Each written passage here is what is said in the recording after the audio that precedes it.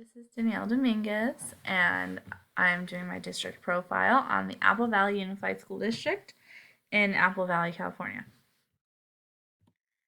All right, so just some of the schools, elementary schools, Desert Knolls, Rancho Verde, Sycamore Rocks, Yucca Loma, and then the K through 8, Mariana, Sandia, Phoenix, Sitting Bull, the Academies, Vanguard Prep, Apple Valley County Early Education Center, and the high schools, Apple Valley High School and Granite Hills. So there are a lot of students and a lot of schools in this district. Defining characteristics. So the goals for the district. The Board of Trustees identified a set of goals and target objectives. The 4 goal area priorities are academic success for each student, safe, supportive, and personalized learning environments, communication, collaboration, community and family involvement, and fiscal responsibility. The mission statement. So the mission statement says, we are committed to continuous improvement to best serve the students in Apple Valley, to expand the learning opportunities for our students, and to build our future through the education of all our students in a safe, student-centered environment. So these are just some of the demographics. Hispanic or Latino of any race, 6,200. American Indian or Alaska Native, not Hispanic, 61. Asian, not Hispanic, 331. Pacific Islander, not Hispanic, 74. Filipino, 103. African American, 1,334.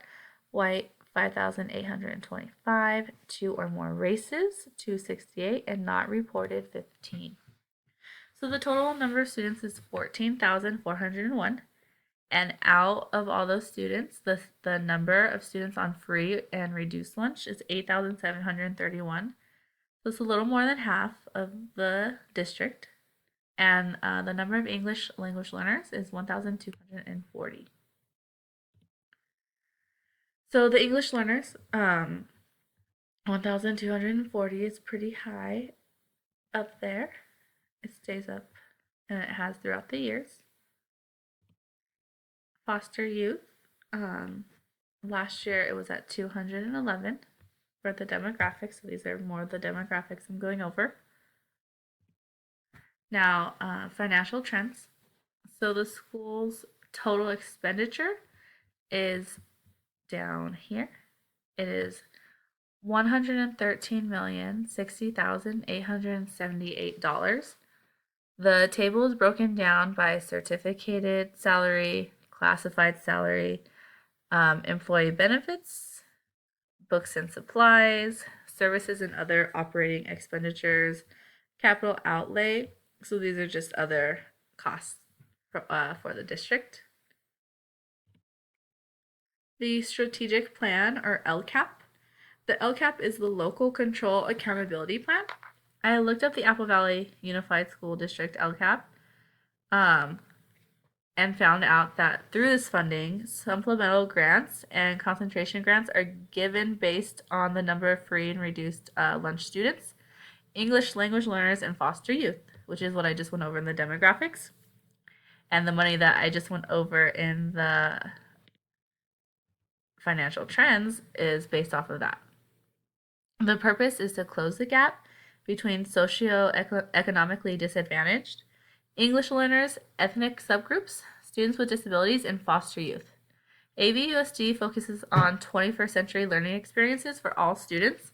This includes professional development for the teachers and access to technology like Chromebooks for the students. Another goal for Apple Valley is to have intervention to move students toward college and career readiness. They have Read 180 programs, after school intervention for language arts and math, summer school, and after school programs. The next goal is to engage the entire school community in a positive, nurturing, and inviting school climate. They do this through public information and communication and parent family resource centers. The Apple Valley Unified School District also focuses on the campus climate, providing support and counseling for those that need it. The final goal is to have continued support for English language learners. So I just very quickly wrote the 5 goals. I numbered them, I sequenced them so it was easier. So the first one is high quality, engaging learning experience for all students. The second part is intervention to move all students toward college and career readiness. 3, engage the school community in a positive climate with expectations of success. 4, maintain safe and secure learning environments and facilities. And 5, support the English language learners and families.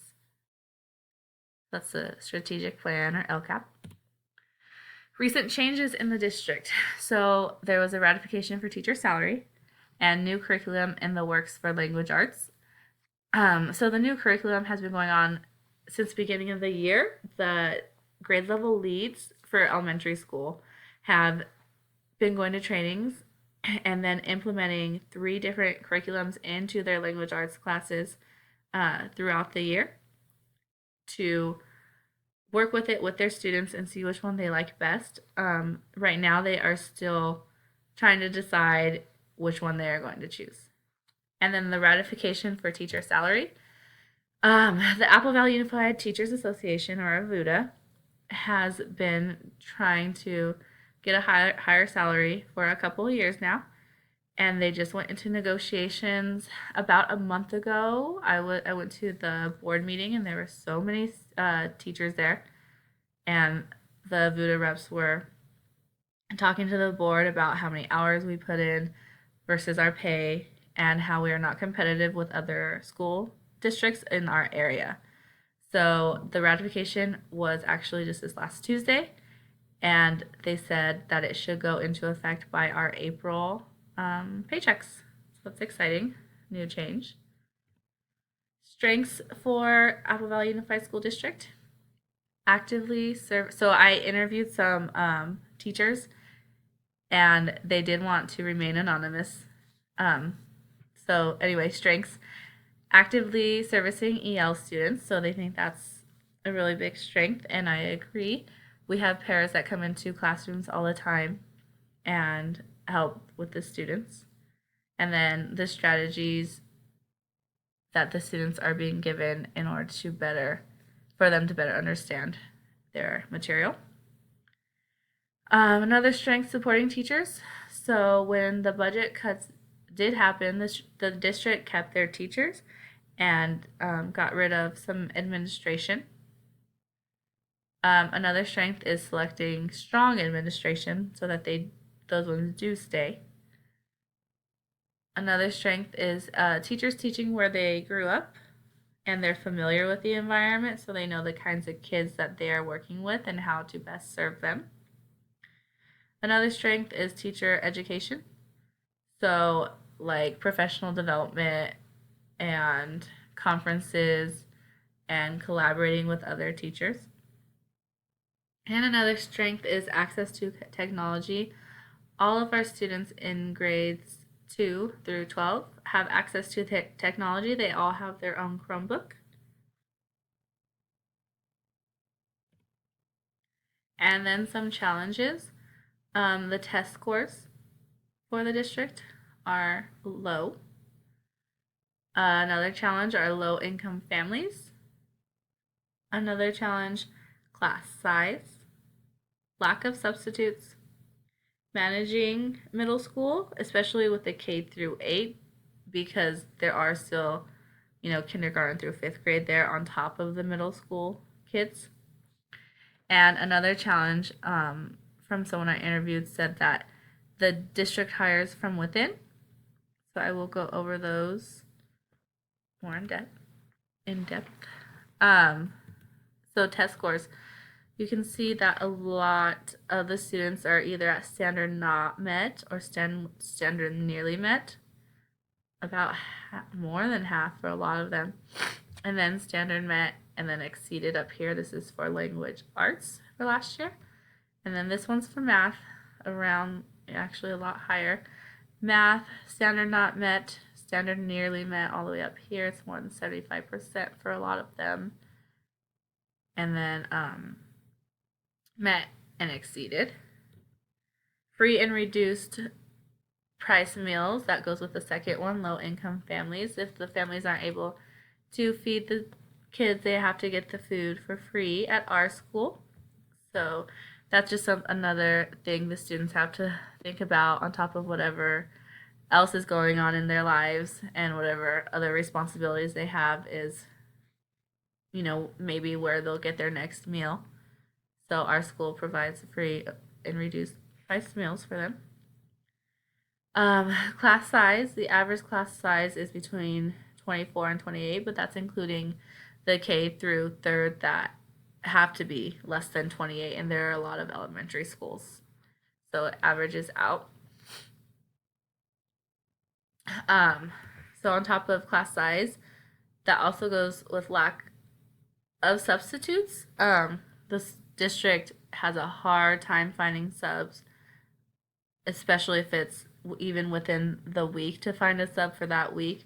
It's really hard, and a lot of the times we have to split the classes because there aren't any subs. So if a teacher's out, they split it between the other two teachers in that grade. So the teacher will have about 47 kids in their class for the day. So it's just a challenge.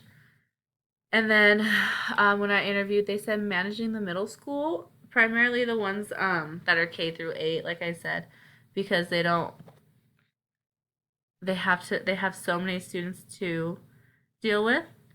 Um, so it's kind of backwards the way it's they're not focusing as much as they should on the middle school. And then district hires from within. So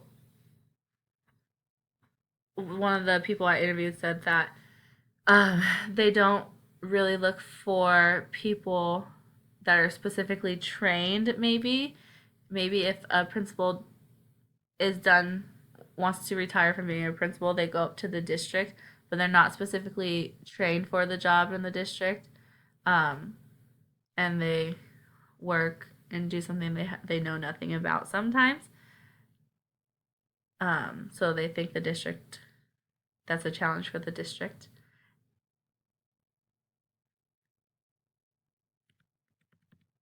And then some recommendations based off of the strengths and weaknesses. Um, so to adopt a curriculum and stay with it. So like I said, they're going through new curriculums and trying to decide which one they want. So if they just pick one and stay with it and implement it and teach the other teachers how to use it, then I think it would be really good for the students and staff. Um, Rather than like with our Read 180 program, having it and then as a class 1 year and then maybe the next year just using it as a pullout. I think adopting it and sticking with it would be a lot better. It's more consistent for the students. Um, and then the next recommendation, hire people who are specifically qualified and trained for jobs rather than just promoting from within, so we can get the best for our students. The next recommendation I have is to stay focused on the district goals,